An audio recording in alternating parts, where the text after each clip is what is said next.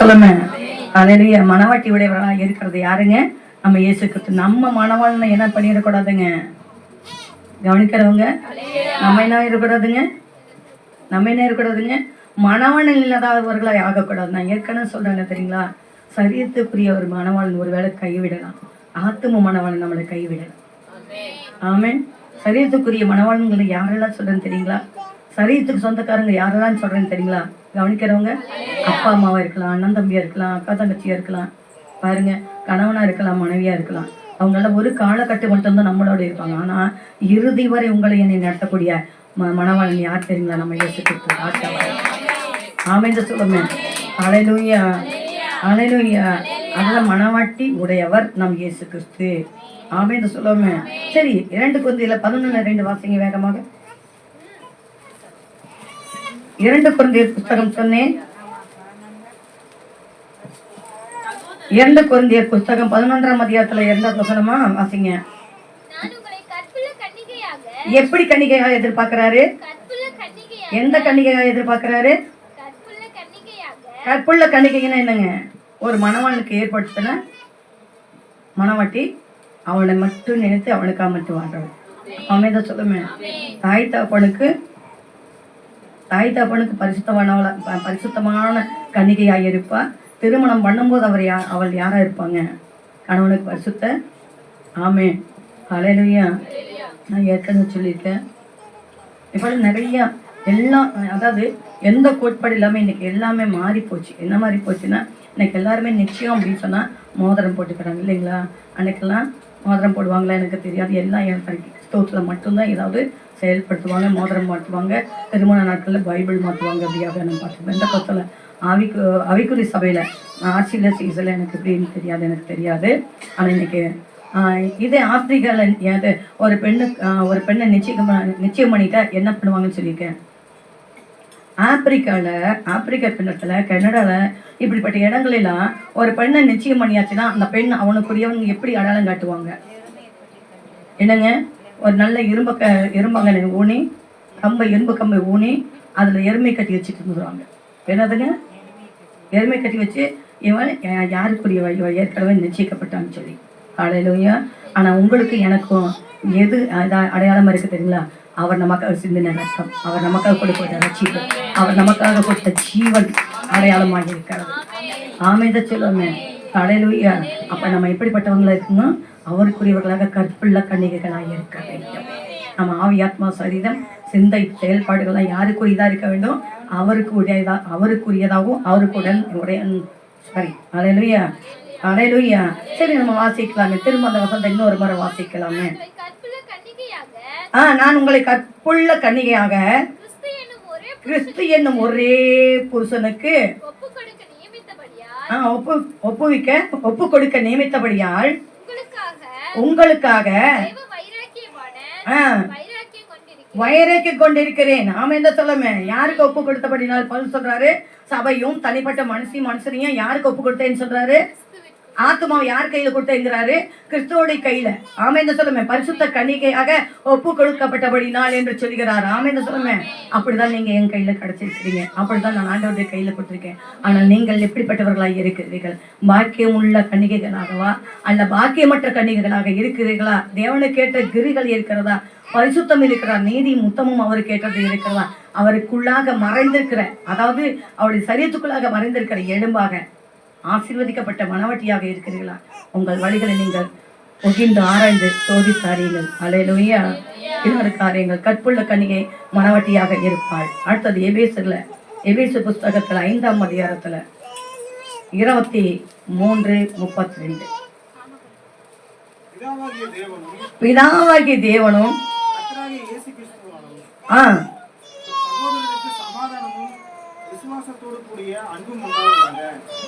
23 வாசிச்சீங்களா? கிறிஸ்து சபைக்கு தலையா இருக்கிறது போல புருஷனும். ஆமென். அப்படின்னா சபைக்கு யார் புருஷரா இருக்கிறாரு? சபை உடையவர்களுக்கு யார் புருஷரா இருக்கிறாரு?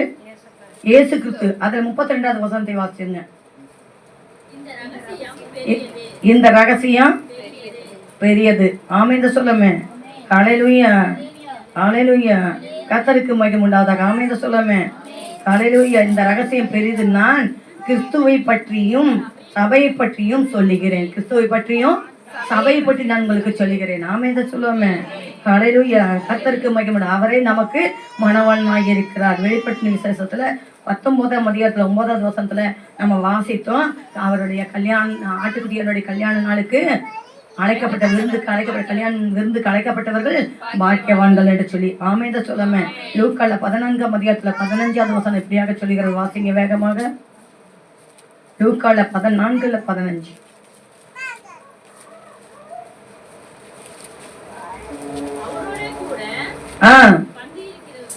அவரோட கூட பந்தி இருக்கிறவர்கள்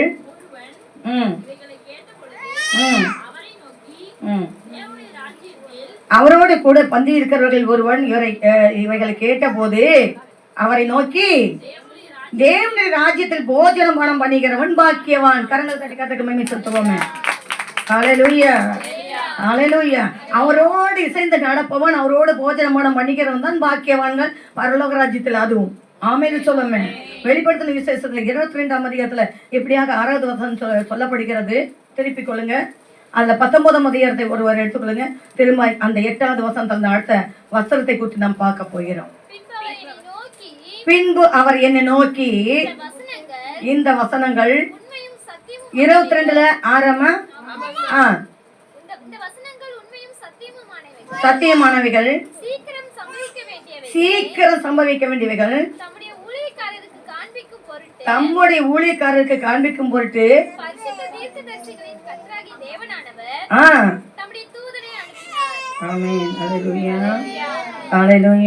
இதை அறிவிக்கும்படியாக யார் அனுப்பினாருங்க? பரலோக ராஜ்யத்துக்குரியவர்கள் என்று சொல்லும்படியாக, மணவாட்டி என்று சொல்லும்படியாக யார் அனுப்பினாருங்க? தேவ ஊழியக்காரர்களை அனுப்பினார். ஆமென் சொல்லுமே. அதை கை கொண்டு நடக்கிறவர்கள் பாக்கியவான்களாக இருப்பீர்கள். இப்பொழுது வாசிங்க. 19:8 வாசிங்க. 19:8 வாசிங்க. சுத்தமும் பிரகாசமுமான மெல்லிய வஸ்திரம் தரித்துக் கொள்ளும்படி அவளுக்கு அளிக்கப்பட்டது. அந்த மெல்லிய வஸ்திரம் பரிசுத்தவான்களின் நீதியே. ஆமென் சொல்லுங்க. முதலாவது நாம் பார்த்தது அழைக்கப்பட்டவர்கள் பாக்கியவான்கள். இப்ப இரண்டாவதாக நாம் பார்க்கிறது மணவாட்டியின் வஸ்திரம். என்ன வஸ்திரங்க? மணவாட்டியின் வஸ்திரம். அந்த பிரகாசமும் மெல்லிய வஸ்திரம் என்ன என்பதை நம்ம இப்ப பார்க்க இருக்கிறோம். 45ஆம் அதிகாரத்துல சங்கீதத்துல 13வது வசனத்தை வாசிங்க. 45ஆம் அதிகாரத்துல ஏற்கனவே பார்த்த ஒன்று, ராஜகுமாரத்தி உள்ளாக பூர்ண மகிமை உள்ளவள், அவளோட உடை என்னவா இருக்குதுங்க? பொற்சரிகையாய் இருக்கிறது. அப்படின்னு என்னங்க? அந்த பொற்சரிகைனா என்னங்க? அது என்ன நேரத்துல இருக்குங்க? எப்படி இருக்குங்க? ஜொலிப்பா இருக்குமா இல்ல கருப்பா இருக்குமா? அப்ப ஜொலிப்பு எதை குறிக்குது? பிரகாசம், வெளிச்சத்தை குறிக்கிறது. ஆமென். ஆவிக்குரிய அலங்காரமாய் இருப்பாள் என்று சொல்லப்பட்டிருக்கிறது. ஆமென். உங்களுக்குள்ள எனக்குள்ள என்ன இருக்கணுங்க? ஆவிக்குரிய அலங்காரங்கள் இருக்க வேண்டும். ஆமென் சொல்லுமே. ஹல்லேலூயா. பூர்ண மகிமை உடையவளாய் இருப்பாள். வருகிற பாவங்களை எல்லாம் தள்ளி தள்ளி தள்ளி சபை என்ன பண்ணுமா? தள்ளி தள்ளி தள்ளி விட்டு, எப்படி யோசேப்பை போல பாவத்தை தள்ளிவிட்டு ஓடக்கூடியத தேவ சமூகத்தை தேடி ஓடி ஓடி ஓடி ஓடி தன் பரிசுத்தத்தை காத்து கொள்ளக்கூடியதாக இருக்க, அதுதான் மகிமை, அதுதான் வெற்றி சிறப்பு. ஆமென் சொல்லுவோமே. ஹல்லேலூயா. ஹல்லேலூயா. பொற்சரிகையாய் இருக்கும் என்று சொல்லப்படுகிறது. சரி, இந்த மெல்லிய வஸ்திரம் என்ன என்பதை வெளிப்படுத்தின விசேஷம் பார்த்தோம். மெல்லிய வஸ்திரம் என்ன, பூர்ண மகிமை என்ன என்பதை பார்த்தோம். நம்ம மெல்லிய வஸ்திரம் என்ன அப்படிங்கிறது பரிசுத்தவான்களுடைய நீதிகளே அப்படிங்கிறாரு. இதை குறித்து 132ஆம் சங்கீதத்துல 9வது வசனம் இங்க சொல்லப்படுகிறது. பாருங்க. 132ஆம் சங்கீதம். 132ஆம் சங்கீதம் எடுத்துக்கொள்ளப்பட்டவங்க. அம்மா, உம்முடைய ஆசாரியர்கள் என்னங்க? நீதியை தரித்து கெம்பீர்ப்பார்களாக. உம்முடைய ஆசாரியர்கள் நீதி தரித்து உம்முடைய பரிசுத்தவான்கள் கெம்பீர்ப்பார்களாக. ஆமென் சொல்லுமே. ஹல்லேலூயா. ஊழியக்காரர்கள் என்று சொல்லப்பட்டிருக்கிறது. அப்ப ஊழியக்காரர்கள் யாரு? ஆசாரியர்கள். ஆசாரியர்கள் என்று என்ன சொல்லுங்களேன். 2 ஸ்தானத்தை தான் கொடுத்துருக்கிறார் பரலோக ராஜ்யத்துக்கு. என்ன? நீங்கள் ஆசாரியர்களும் ராஜாக்கள் அப்படிதான் சொல்லி இருக்கிறாருங்க. வெளிப்படுத்தின விசத்தில் 1ஆம் அதிகாரத்துல அப்படி சொல்லி இருக்குது. 6வது வசனமா அப்படி சொல்லி இருக்கு. வாசிங்க வேகமாக.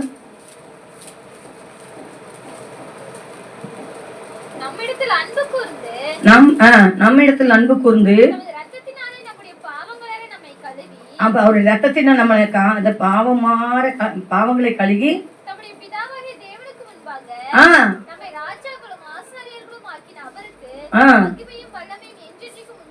ஆமென். யாருக்கு முன்னாக? பிதாவுக்கு முன்பாக என்ன ஆக்கி இருக்கிறாருங்க? ராஜாக்களும் ஆசாரியர்களுமாக. ஆமென் சொல்லுமே. ஹல்லேலூயா. அப்ப நம்மளுடைய வஸ்திரங்கள் எப்படிப்பட்டதா இருக்குங்க? மெல்லிய வஸ்திரம் எப்படிப்பட்டதா இருக்குங்க? நீதி உள்ளதா இருக்குது. ஆமென் சொல்லுமே. ஹல்லேலூயா. மெல்லிய வஸ்திரம் பரிசுத்தவான்களுடைய நீதி அப்படின்னு சொன்னா தேவனுடைய வார்த்தைகளை வெளியே கேட்டு நடப்பதே நீதி. பரிசுத்தமாய் வாழ்வதே நீதி. ஆமென் சொல்லுவேன். அவருடைய கட்டளைகளை கை கொண்டு நடப்பதே நீதி. ஆமென் சொல்லுவேன். ஹல்லேலூயா. இன்னொரு வசனங்கள் அதுல இருந்து சொல்லிக்கிறது பாருங்க. என்னன்னா யோபு புஸ்தகத்தில் இதை குறித்து நம்ம வாசிப்போம்னா, ஆசாரியர்கள் நீதி தரித்து கொண்டவர்கள் என்று சொல்லப்பட்டிருக்கிறது. பரிசுத்தவான்கள் கெம்பீரிப்பார்கள் என்று சொல்லப்படுகிறது. ஊழியக்காரர்கள் நீதி தரிப்பிக்கப்பட்டிருந்தால் இவர்கள் பரிசுத்தவான்கள் கெம்பீரிக்கக்கூடியவர்களாக இருப்பார்கள் என்று சொல்லப்பட்டிருக்கிறது. வாசிங்க 29 யோபுல 14. நீதி தரித்து கொண்டு என்னவா இருந்ததுன்னு சொல்றாருங்க. நீதி தரித்து கொண்டு அது எனக்கு என்னவா இருக்குதுங்கிறாரு? உடுப்பாய் இருந்தது. நியாயம் எனக்கு. இங்க 3 காரியங்களை சொல்றாரு பாருங்க. என்னவாக இருந்தது சொல்றாருங்க? சால்வையும் பாகையுமாய் இருந்தது. ஆமென் சொல்லுமே. ஹல்லேலூயா. ஹல்லேலூயா. நீதியை தரித்து கொண்டேன். நீதினா தேவனுடைய வார்த்தைகளை தரித்து கொண்டேன். ஆமென் சொல்லுமே. ஹல்லேலூயா. அடுத்து என்ன சொல்றாருங்க? அது எனக்கு என்னவா இருக்குதுங்க? ரட்சிப்பு எனக்கு உடுப்பாய் இருக்கிறது. ஆமென் சொல்லுமே. அடுத்தது நியாயம் எனக்கு என்னவா இருக்குதுங்க? நான் அநியாயம் செய்வதில்லை, அநியாயத்தை பேசுவதில்லை, அநியாயத்துக்கு நான் தொடர் நிற்பதில்லை, அநியாயத்துக்குள்ளாக நான் கடந்து போவதில்லை. அது எனக்கு என்னவா இருக்குதுங்க? சால்வையா இருக்கிறது. ஆமென் சொல்லுமே. ஹல்லேலூயா. கர்த்தருக்கு மகிமை உண்டாவதாக. இந்த மெல்லிய வஸ்திரத்துடைய அர்த்தங்களை உங்களுக்கு சொல்லி கொண்டிருக்கிறேன். அது எனக்கு என்னவா இருக்குதுங்கிறாருங்க? கிரீடமாய் இருக்கிறது. ஆமென். ஹல்லேலூயா. அதே யோபுல 27:5-6 இப்படியா சொல்றாரு பாருங்க.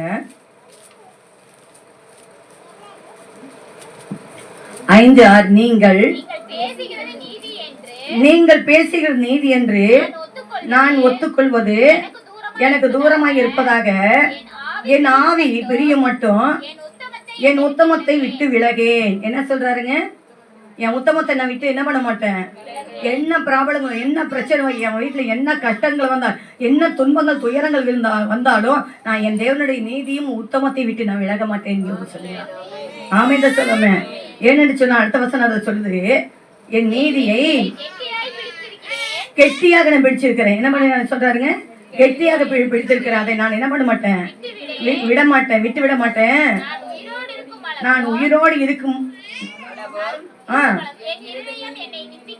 என் இதயம் என்னை என்ன பண்ணாதுங்க.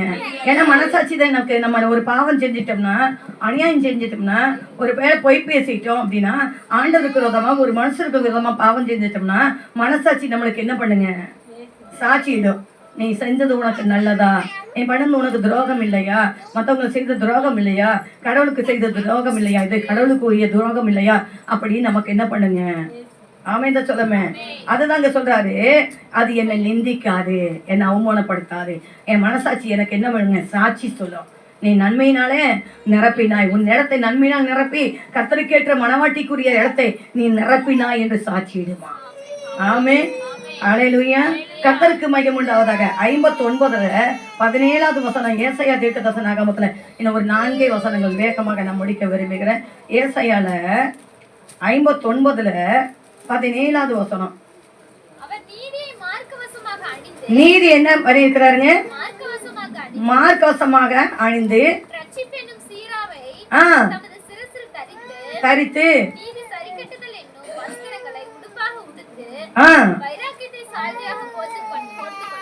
ஆமென். அப்ப அவரை போல நம்மளும் வாழ வேண்டும். அவர் நீதி என்ன பண்ணியிருக்கிறாருங்க? மார்க்கவசமாய் அணிந்திருக்கிறாரா. அடுத்து என்ன சொல்லப்பட்டிருக்குதுங்க? ரட்சிப்பு என்ன பண்ணிருக்கிறாருங்க? கிரீடமாக சிரசில சூட்டப்பட்டிருக்கிறாருன்னு சொல்லப்பட்டிருக்கிறது. அடுத்த வஸ்திரத்தை என்ன பண்ணியிருக்கிறாருங்க? ரட்சிப்பின் வஸ்திரத்தை என்ன பண்ணியிருக்கிறாருங்க? உடுப்பாக என்ன வெளிச்சங்கிறதான அது உடுப்பு என்ன பண்ணியிருக்கிறாருங்க? உடுத்தி இருக்கிறாரு. அடுத்ததுங்க வைரக்கத்தை சால்வியாக போட்டி இருக்கிறார். ஆமென் சொல்லுமே. ஹல்லேலூயா. முந்தின நேரத்துல கொஞ்சம் நம்ம வாசித்தோம் இல்லைங்களா? நீதி, உடை, நியாயம், சால்வை அப்படின்னு நம்ம பார்த்தோம் இல்லைங்களா? இதேதான் இங்க அவர் உடுப்பாய் எதை உடுத்தினாரோ, எதை செயல்படுத்தினாரோ அதை தான் நமக்கு கொடுத்திருக்கிறார். அவருடைய வழிகளை பின்பற்றி நடந்தால் நீங்கள் நானும் பாக்கியவான்களாக இருப்போம். கரங்கள் தட்டி கர்த்தருக்கு மகிமை செலுத்துவோமே. ஹல்லேலூயா. அதை ஏசாயா தீர்க்கதரிசன ஆகமத்துல 61 10 இப்படியாக சொல்லுகிறத பாருங்க.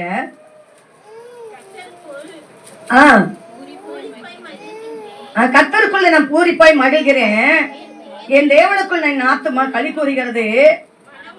மணவாளன்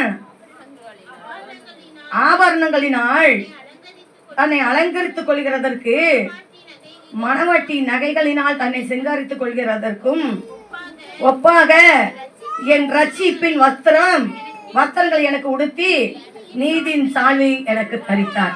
ஆமென் சொல்லாம. ஹல்லேலூயா. அவர் எதை உடுத்தினாரோ, எதை போர்த்தி கொண்டாரோ, எதை அணிந்து கொண்டாரோ அதை கர்த்தர் உங்களுக்கு எனக்கு கொடுத்திருக்கிறார். கவனிக்கிறவங்க. ஹல்லேலூயா. ஹல்லேலூயா. அதை அசட்டை பண்ணக்கூடாது, அதை தள்ளிவிடக்கூடாது. அப்பொழுது நாம் அபாத்திரமாய் மாறுகிறோம். பரலோக ராஜ்யத்தினுடைய பாக்கியவான்களாய் அல்லாதபடி அபாவிக்கியவான்களாய் மாறி போகிறோம். ஆமென். நான் மெல்லிய வஸ்திரத்துடைய அடையாளங்களை உங்களுக்கு காண்பித்து கொடுத்து கொண்டிருக்கிறேன். ஆமென் சொல்லுவாமே. ஹல்லேலூயா. இதைதான் நம்ம 132 சங்கீதத்துல 9வது வசனத்துல நாம் பார்த்தோம். ஆமென் சொல்லுமே. சங்கீதத்துல 10 14 வரை எடுத்துக்கோங்க. எஸ்தர் புஸ்தகத்துல 2ஆம் அதிகாரத்தோடு திருப்பிக்குங்க. வெளிப்படுத்தின விசேஷத்துல 7ஆம் அதிகாரத்தோடு திருப்பிக்குங்க. வேகமாக வாசித்து முடிக்க 45 10 to 14 வசனங்கள் சொல்லுகிறது பாருங்க. குமாரத்தியே கேள், நீ உன் செவியை சாய்த்து சிந்தித்துக்கொள், உன் ஜனத்தையும் உன் தகப்பனுடைய வீட்டையும் மறந்துவிடு. என்ன சொல்றாருங்க? இதுதாங்க மனவாட்டிக்குரியதான தகுதி. நான் உலகத்தையும் நேசிப்பேன், நான் சபையும் நேசிப்பேன், நான் அவரையும் நேசிப்பேன்னா அது மனவாட்டிக்குரிய தகுதி இல்லை. கவனிக்கிறவங்க. எதை மறக்கணுங்கிறாரு? எதை மறக்கணுங்கிறாங்க? தகப்பன் வீட்டை மறந்துடு. அப்புறம் என்ன சொல்றாருங்க? அப்பொழுது ராஜா எந்த பகுதியும் தெரியலையா? யாரும் படிக்க மாட்டேங்க. சங்கீதம் 45 10 to 14 வசனங்கள் சொன்னீங்க.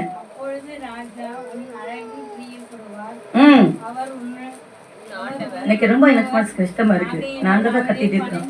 ஆவியானவர் வரத்து ரொம்ப கம்மியாயிடுச்சு. ஏன்னா மக்கள் எந்த வழியோ தொண்டன் அந்த வழிங்கிறத போல நீங்கள் உங்களுடைய செயல்பாடுகள் இன்னைக்கு என்ன இருக்குன்னா, நாங்கள் ஆராதிக்கும் போதுலாம் அற்புதமாக இருந்தார். எல்லாருமே சோர்வை கொண்டு வந்து இங்கே அமர்த்தி உட்கார்ந்துருக்குறீங்க.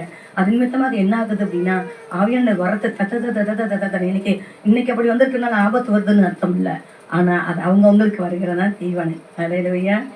ஹல்லேலூயா. தேவனுடைய வீட்டுக்கு வரும்போது என்ன கொஞ்சம் உற்சாகமா கடந்து வரணும், உற்சாகமா உட்காரணும், உற்சாகமா ஊன்னு கேட்கணும், ஆமேன்னு சொல்லணும், ஹல்லேலூயா சொல்லணும். இன்னைக்கு 0 பாயிண்ட்ல இருக்குங்க. ஐயா நீங்கெல்லாம் ரொம்ப வருஷத்து ஆளுங்க, இன்னைக்கு தாளல்ல தேவனுடைய ஆழத்துக்குள்ள.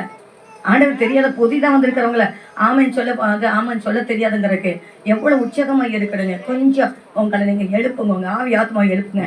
தூங்குற இடமில்ல, சத்தியத்தை கேட்டு கை கொண்டு உங்க குடும்பங்களையும் நீங்களும் உங்க குடும்பத்தாரையும் ஆயத்தப்படுத்திக்கிற இடம் இது. ஆமேன்னு சொல்லுமே. ஹல்லேலூயா. நான் சொல்லியிருக்கேன், ஆவியான வரத்து கம்மியா இருந்துச்சுன்னா என் நாவில வார்த்தைகள் வராது அப்படின்னு சொல்லி. ஆமா இல்லைங்களா? அப்ப ஆவியான வர்றது யாருடைய கையில இருக்குதுங்க?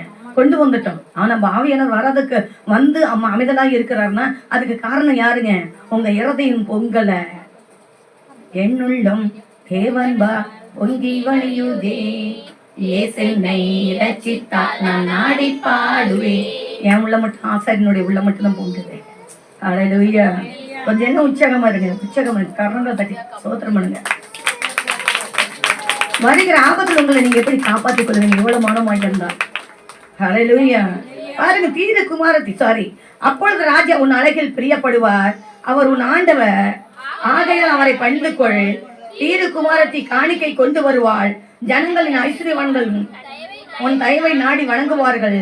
ராஜகுமார்த்தி உள்ளாக பூர்ண மகிமை உள்ளவர், அவளுடைய பொற்சரிகையாய் இருக்கிறது. சித்திரநாடை தரித்தவளாய் ராஜாவினத்தில் அழைத்து கொண்டு வரப்படுவாள். அவள் பின்னாலே செல்லும் அவளுடைய தோழிகள் ஆகிய கன்னிகைகள் உம்மிடத்தில் கூட்டிக் கொண்டு வரப்படுவார்கள். இந்த கன்னிகைகள் யாரு, அந்த மணவட்டி யாருங்கிறத இன்னொரு நாட்கள்ல நாம் பார்ப்போம். ஆமென் சொல்லாமே. அல்லேலூயா. எங்க சொல்லப்படுங்க, சித்திரநாடை தழித்தவளாக பலவர்ண அங்கிய சகோதரர்கள் பிடுங்கினாங்க. அந்த பலவர்ண அங்கிய கர்த்தர் நமக்கு கொடுக்க காத்திருக்கிறார். ஆமென் சொல்லாமே. அல்லேலூயா. சரி, அடுத்தது 2ஆம் அதிகாரத்துல வாசிங்க. எஸ்தர் புத்தகத்துல வேகமா வாசிங்க, நான் அதை முடிச்சு விழுகிறேன். 17ஆவது வசனம் வாசிங்க. ராஜா அநேக ஸ்திரீகளை பார்க்கிலும் எஸ்தர் மேல் அன்பு வைத்தார். சகல கன்னிகைகளை பார்க்கிலும் அவளுக்கு அவன் சமூகத்தில் அதிக தயையும் பட்சமும் கிடைத்தது. ஆகையால் அவள் ராஜ கிரீடத்தை அவள் சிரசின் மேல் வைத்து வஸ்திங்கிற ஸ்தானத்திலே பட்சமாக ஸ்திரியாக வைத்தாள். ஆமென் சொல்லுமே. நீங்கள் தான் எஸ்தர் சத்தியா இல்லையா? எஸ்தர் சத்தியா இல்லைங்க? அது பிறப்புக்குள்ள இருக்கிறீங்களா இல்லைங்களா? ஆமா இல்லைங்களா? சொல்லுங்களேன். அல்லேலூயா. அரமை எருசலமே இப்போ பரலோகம் விட்டிறங்குதே, அலங்காரம் மணவாட்டியா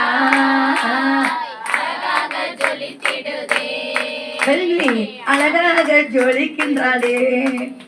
ஆமென் அல்லேலூயா. நீங்க யாருமே ஜொலிக்கிற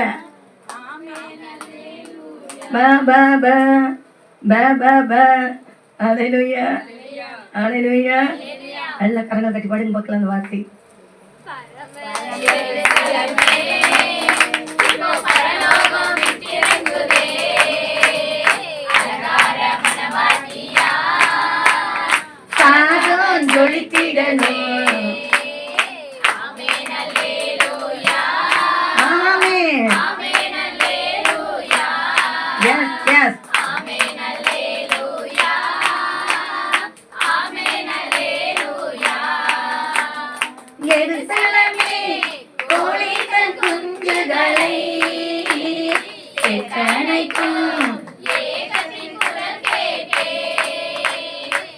பறவை துளித்திடும் பாசம் கண்டே, அமரமா சிறகினில் தஞ்சமானே.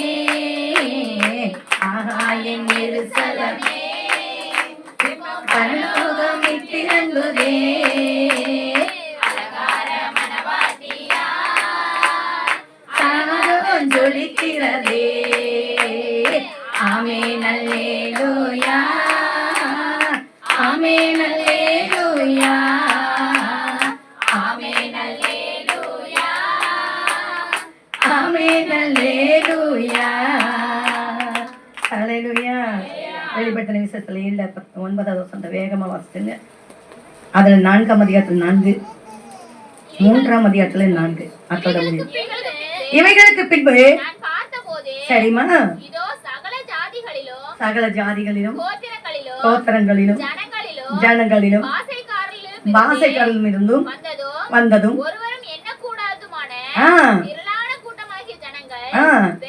அந்த வெண்ணங்கியான மெல்லிய வஸ்திரம் நீதியின் வஸ்திரத்தை தரித்துக் கொண்டு ஆண்டவருக்கு முன்னாக நின்று ஆர்ப்பரித்தார்கள். ஆமென். 4 வாசிங்க. அந்த சிங்காசனத்தை சூழ நம்ம 24 சிங்காசனங்கள் இருந்தன. அதுல 24 மூப்பர்கள் இருந்தாங்க. என்னன்னு தரித்துங்க? வெண் வஸ்திரம் தரித்து தங்களுடைய சிரசின் மேல பாருங்க பொற்கிரீடம் சூடி அந்த சிங்காசன் மேல் உட்கார்ந்து இருந்தாங்க. நீதி ஆமென் சொல்லுமே. கிரீடத்தை சூட்டப்பட்டிருந்தாங்க. வெண்வஸ்திரம் தரித்தவங்களாக இருந்தாங்க, நீதியை நிறைவேற்றினவர்களாக இருந்தாங்க. நம்மளும் நீதியை நிறைவேற்றக்கூடியவர்களாக இருக்க வேண்டும். பாவங்களை விட்டு ஓடி பரிசுத்தத்தில் நாம் நிலைத்திருக்கக்கூடியவர்களாக இருக்க வேண்டும். அதிலே 3:4 என்ன சொல்கிறது? ஆனாலும் தங்கள் வஸ்திரங்களை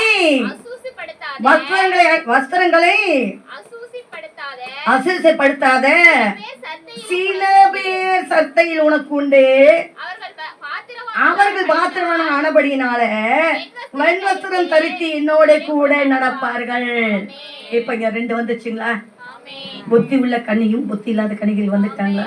10 கன்னிகள புத்தி உள்ள கன்னிகை பரலோக ராஜ்யத்துக்கு சொல்லுங்க. புத்தி உள்ள கன்னிகை என்ன பண்ணுவாங்க? பரலோக ராஜ்யத்துக்கு உண்டான வேலைகளை செய்து பரலோக ராஜ்யத்தை கட்டுவாங்க.